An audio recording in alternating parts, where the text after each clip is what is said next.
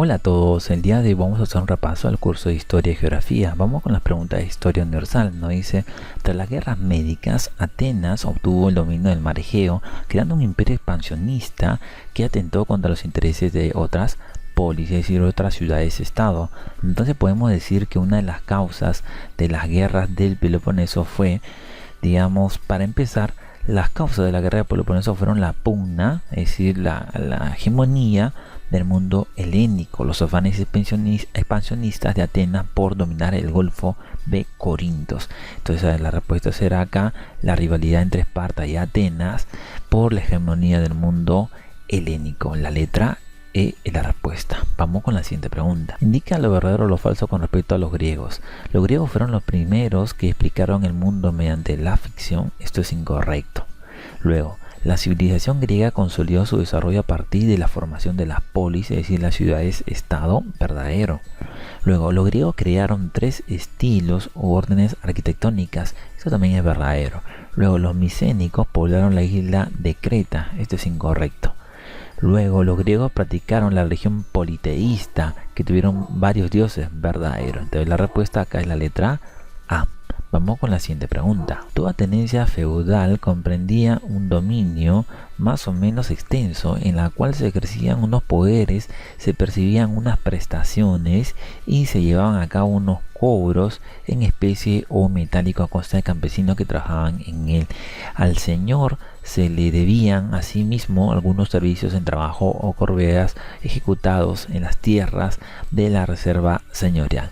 De lo anterior podemos sostener que, bueno, nos están hablando simplemente acá del feudalismo. Entonces, las principales rentas feudales, es decir, los censos, corveas y banalidades, eran pagadas exclusivamente por la población campesina o siervos que residían dentro del feudo, ya que pertenecían a la orden de los laboratores, es decir, una población que mantenía al resto de órdenes con su trabajo. En pocas palabras, acá los feudos se mantenían con contribuciones campesinas. La letra D es la respuesta. Vamos con la siguiente pregunta. En Europa Occidental, a partir del siglo VI, digamos 11, se iniciaba un acelerado proceso de crecimiento económico denominado renacimiento urbano comercial. La revolución agrícola, el incremento de la población de 42 a 73 millones, la reactivación del comercio y el surgimiento de grandes ciudades medievales, es decir, los burgos, suponían un nuevo reto, ¿cuál? La necesidad de anexar nuevas tierras para mantener la economía feudal en crecimiento. Europa necesitaba de una guerra de expansión. Todo lo anterior formó parte de las causas para un famoso suceso de la Edad Media. Estamos hablando nosotros, en este caso, de, digamos, las famosas cruzadas. Entonces, lo que pasa es que el texto da a entender el crecimiento urbano y poblacional desarrollado en Europa a partir del siglo XI, y esto va a generar la necesidad de expansión de la civilización cristiana occidental. El único evento vinculado a ello justamente eran las cruzadas, en su afán de buscar señoríos en el cercano oriente. La respuesta será la letra C. Vamos con la siguiente pregunta. Ahora vamos con el curso de Historia de Perú. Nos dice la primera pregunta. En el contexto de la expansión inca en el antiguo Perú, destacó Túpac Inca Yupanqui, ya que logró, primero, Túpac Inca Yupanqui era el hijo de Pachacute. Entonces, él logró consolidar los territorios de su padre, justamente Pachacute. Luego, conquistar a la cultura chincha y chimú, asegurando prácticamente toda la costa para el imperio.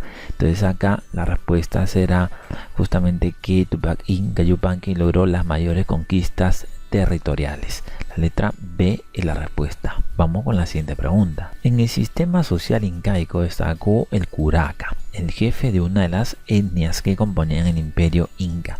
Entre sus diversas funciones sobresalió. Ahora, lo que sucede con el curaca es que los curacas, al ser jefes étnicos de los pueblos conquistados por los incas, eran el nexo entre el imperio y, digamos, los hatunrunas, los pobladores comunes.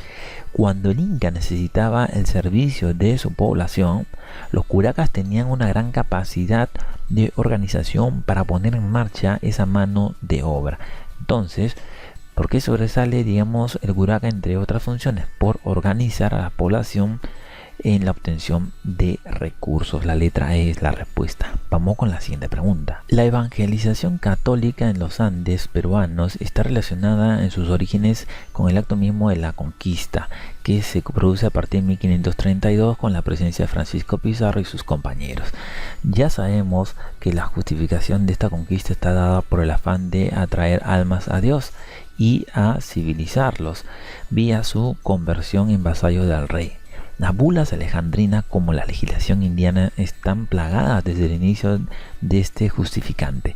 Conquista y evangelización van de la mano, así como el rol que cumple el Estado al garantizarlo y el rol que le toca a los conquistadores en preservarlo, esencial para su presencia en las nuevas tierras. Del siguiente texto podemos deducir que, primero, que el proceso de la invasión española a América se encuentra ligado íntimamente al proceso de evangelización. Es decir, que la corona y la Iglesia Católica tienen una sólida alianza, una unión muy fuerte en la conquista de América. La respuesta es la letra A. Vamos con la siguiente pregunta. Entre los diversos puntos de las leyes nuevas de las Indias en 1542 se estableció que nos dice: los encomenderos que hayan tratado mal a los indios pierdan su encomienda, igualmente pierdan su encomienda a los conquistadores que se hallaron contra Almagro el Viejo en la batalla de las Salinas. A la muerte del encomendero vuelvan sus indios a la corona, las encomiendas pasen a la corona si sus poseedores no tuvieran un título de orden. Frente a estas disposiciones, los encomenderos reaccionaron. Vamos a explicar esto. Lo que sucede es que las leyes nuevas de las Indias emitidas por el rey Carlos I de España en 1542 tenían por objetivo centralizar su dominio en América, y para ello le era necesario sacar del camino a los gobernantes, es decir, a los gobernadores que se habían mostrado débiles en el poder, y también a los encomenderos, para ello, quienes venían centralizando grandes masas de fortuna económica, estos encomenderos. Entonces, el reclamo de Fray Bartolomé de las Casas sobre el maltrato de los indígenas por los encomenderos fue asumido por la Iglesia Católica y elevado como reclamo a la corona española, que sumó este argumento a sus intereses de centralizar el poder político sobre América.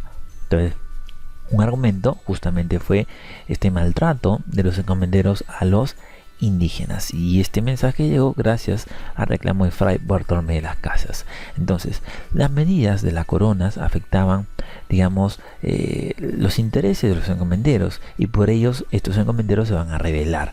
Los encomenderos fueron encabezados por Gonzalo Pizarro, pero fueron finalmente derrotados en la batalla de Jaquijahuana por el enviado de la corona, Pedro de la Gasca. Entonces acá la respuesta será: ellos reaccionaron violentamente los encomenderos, pues la corona les quitaría el control de la mano de obra indígena. La respuesta es la letra A.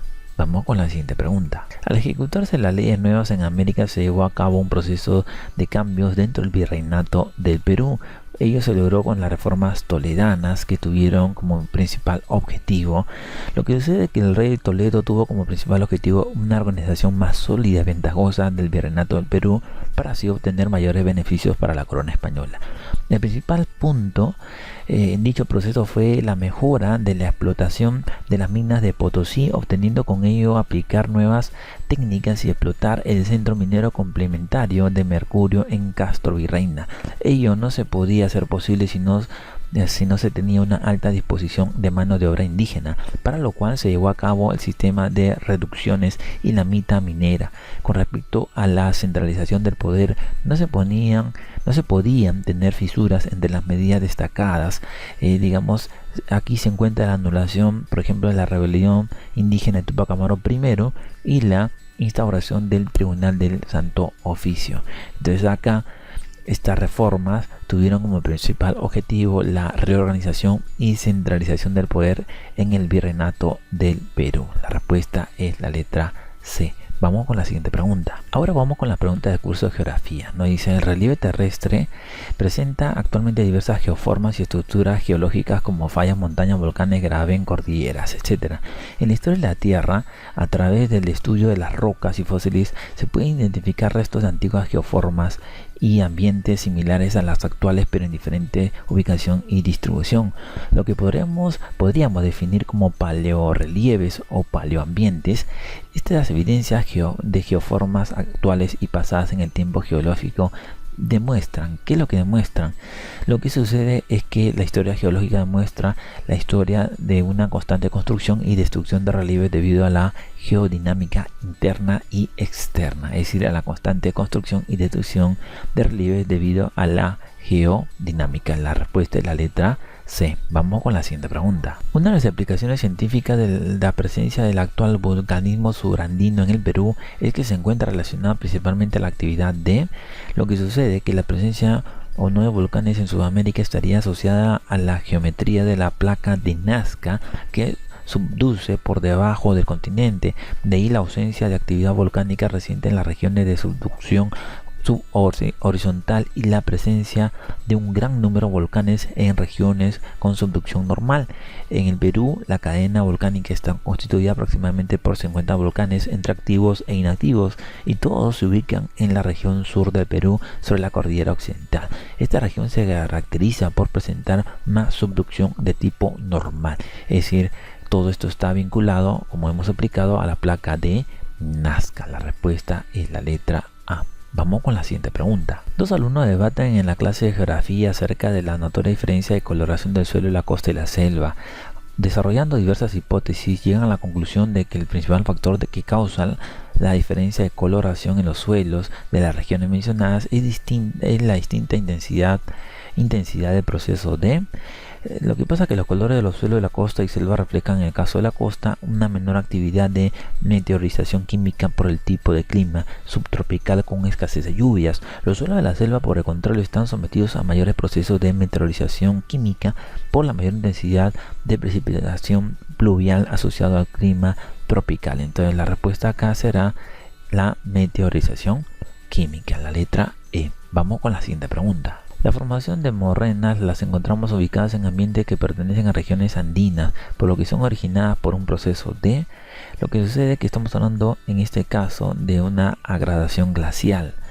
Los depósitos de morrenas los encontramos ubicados en ambientes que pertenecen a regiones de alta elevación, como es el caso de la región andina, que se originan por, digamos, agradación glacial. La letra B es la respuesta. Vamos con la siguiente pregunta. Son geoformas que se encuentran asociadas a los plegamientos y a la acción erosiva de los glaciales. Se ubican en las partes más bajas de las cordilleras y la población las utiliza para cruzar una región a otra. Aprovechando estos espacios naturales, la vía de comunicación terrestre Lima con Cerro de Pasco utiliza el. Estamos hablando de los pasos o las abras. Ellos representan la parte más baja de las cordilleras y facilitan la comunicación con el otro lado de la cordillera. Aprovechando estos pasos, se han construido carreteras de penetración. El Abra de la Viuda conecta las regiones de Lima y Cerro de Pasco. Estamos hablando en este caso de la Abra de la Viuda. La letra C es la respuesta.